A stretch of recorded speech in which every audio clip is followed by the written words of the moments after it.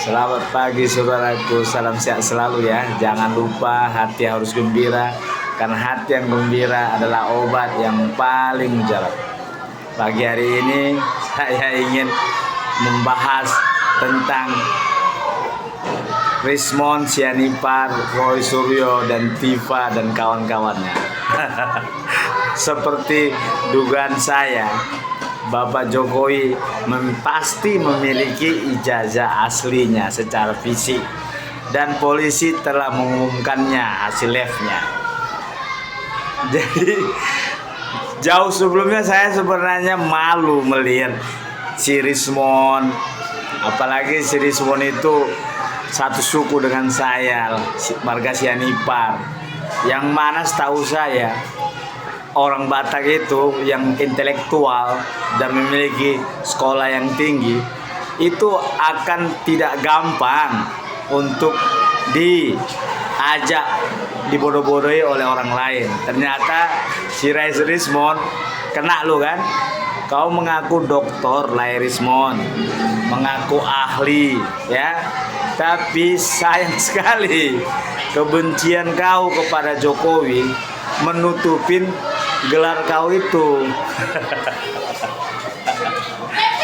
Enggak pun kau riset, kau teliti, kau telaah bukti fisik daripada ijazah Bapak Jokowi, seharusnya kau paham keaslian suatu dokumen ya, asli atau palsu, itu yang berhak menyatakannya yang mengeluarkan dokumen tersebut, lembaga yang mengeluarkan dokumen tersebut, bukan congor kau Rismond, bukan congor Roy Suryo, bukan congor Dr. Tifa, bukan juga congor-congor yang lain. Sejak kapan keaslian suatu dokumen yang menentukan itu orang lain? Pakai udah pastilah pihak UGM yang berhak menyatakan Pak Jokowi itu memiliki ijazah asli atau palsu ya. Sama seperti saya ya, saya juga punya sekolah di Medan. Saya ketua Yayasan Kemajuan Bangsa. Saya punya sekolah TK Immanuel Kids 1 ya, SD SMP Tobi Bethlehem, TK Immanuel Kids 2 di Deli Serdang, SD Louis Bethlehem. Jadi sekolah saya ini kan sudah 15 tahun. Kalau seandainya lah ada mengaku-ngaku pernah sekolah di SD Tobi, di SMP Tobi Bethlehem Medan, terus di cross check ke kami, ke pihak yayasan ataupun ke pihak kepala sekolah, kalau kami lihat datanya memang benar anak ini pernah sekolah, ya kami bilang pernah sekolah lah. Terlepas mau ijazahnya hilang atau lain sebagainya, itu kan kalau ijazah hilang lapor polisi bisa dicetak lagi. Esensinya kan pernah nggak Bapak Jokowi kuliah atau tidak di UGM. Bukan tentang fisiknya. Maka saya bilang, buat malu kau Rismond Sianipar ya, buat malu ya. Jadi Pak Kepolisian Republik Indonesia, Anda sudah mengeluarkan statement menyatakan ijazah fisik Pak Jokowi itu asli. Kau harus tangkaplah mereka, tangkap. Jangan banyak kali pikiran kau, pertimbangan kau Bapak Kapolri. Tangkap, berikan contoh. Kenapa? Supaya tidak sembarangan lagi orang menghina orang lain, mempermalukan orang lain di depan umum, ya, mengolok-olok, apalagi berhari-hari, berbulan-bulan, bertahun-tahun ditengok jutaan orang masyarakat Indonesia. Malulah. Nah, jadi mereka itu sengaja memang ingin mempermalukan, mencemarkan nama baik Bapak Jokowi, sengaja. Jadi Bapak Kapolri tangkap itu. Jangan tunggu lama-lama, jangan membuat masalah ini jadi polemik di bangsa ini ya. Bisa orang nanti jadi negara ini bisa ribut gara-gara masalah kecil. Tangkap itu Roy Suryo dengan kawannya ya. Apalagi Bapak Jokowi itu mantan Presiden Republik Indonesia. Kalau tadi di daerah saya, di daerah Sumatera Utara, ya banyak oknum polisi kalau orang susah, orang miskin di melapor jarang ditanggapin, itu saya maklum lah. Ya kan, ini bantah presiden ya Bapak Kapolri.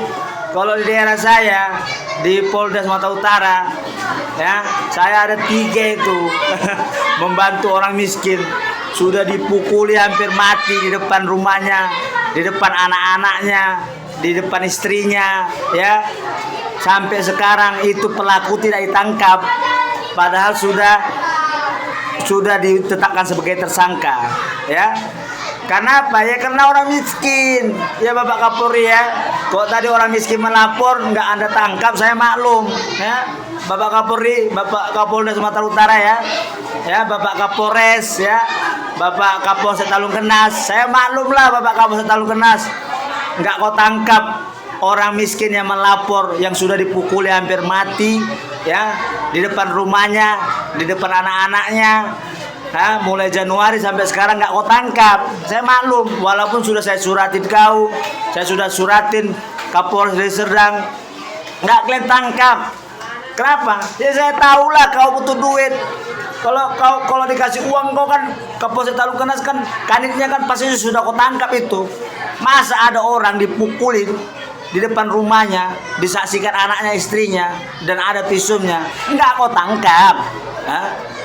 Udah kau tetapkan tersangka. Kenapa? Kau tanya aja diri kau sendiri, Kanit Polsek Talungkenas. Kau tanya diri kau sendiri, Kapolsek Talungkenas. Kenapa nggak kau tangkap?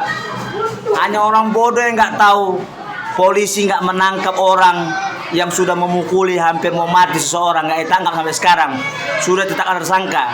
Kau yang tahu, maka saya doakan kau Kapolsek Talungkenas, Kanit Polsek Talungkenas, sehat-sehatlah kau. Sudah kebiasaan kau. Banyak lagi di Polda Sumatera Utara ya, Bapak Kapolri ya. Ini Bapak Jokowi, mantan presiden, nggak kau tangkap sampai sekarang orang itu. Otak kau di mana lah polisi kalau nggak kau tangkap si Suryo sama si Resmond, itu berarti kau membiarkan. Ini sudah viral, nggak ada cerita itu Resmond Sianipar, Roy Suryo tangkap, ya tangkap, ya oke. Lai Resmond Sianipar, saya sesama orang Batak sebenarnya malu saya, malu kali lah. Kenapa saya bilang? Ada beberapa hal yang membuat saya nggak sangka, karena kau mengaku kau dokter. Kau mengaku tamatan UGM, kau mengaku dari Jepang dan lain sebagainya, kau mengaku ahli. Jadi gambaran benak saya hari itu berarti kau orang cerdas, orang pintar, apalagi kau suku Batak. Mungkin kau lupa konsep budaya orang Batak. Orang Batak itu dia menganut paham anak raja. Jadi semua orang Batak harus mengerti ini. Leluhur kita membilang kita ini anak raja. Anak raja di sini zaman sekarang ini maksudnya kau harus berpikir seperti seorang pangeran, seorang anak raja. Artinya kau harus mempertimbangkan sesuatu sebelum kau lakukan. Ya. Apalagi Bapak Jokowi. Kalian tahu nggak? Hanya masa Bapak Jokowi lah daerah orang Batak Tapanuli dibangun habis-habisan. Sampai sekarang begitu indahnya Danau Toba, fasilitasnya dan lain sebagainya. Hanya Bapak Jokowi lah Presiden Indonesia yang 8 kali datang. Hanya Bapak Jokowi lah Presiden Indonesia yang resmi dibuat marga Siregar. Makanya saya bingung sekali aku lihat orang Batak yang tidak menghargai dan menghormati Bapak Jokowi. Saya bingung. Kalian jangan lupa, sebelum ada Bapak Jokowi, wilayah kita Tapanuli ini dianak tirikan, catat itu. Sampai sekarang Provinsi Tapanuli tidak pernah dikembalikan. Kita sudah pernah Provinsi Tapanuli, kita minta dikembalikan provinsi itu, bukan untuk dimekarkan. Jadi bagi orang-orang yang memperjuangkan Provinsi Tapanuli, Jangan bilang dimekarkan, bilang Provinsi Tapanuli harus dikembalikan karena sudah ada tahun 1949.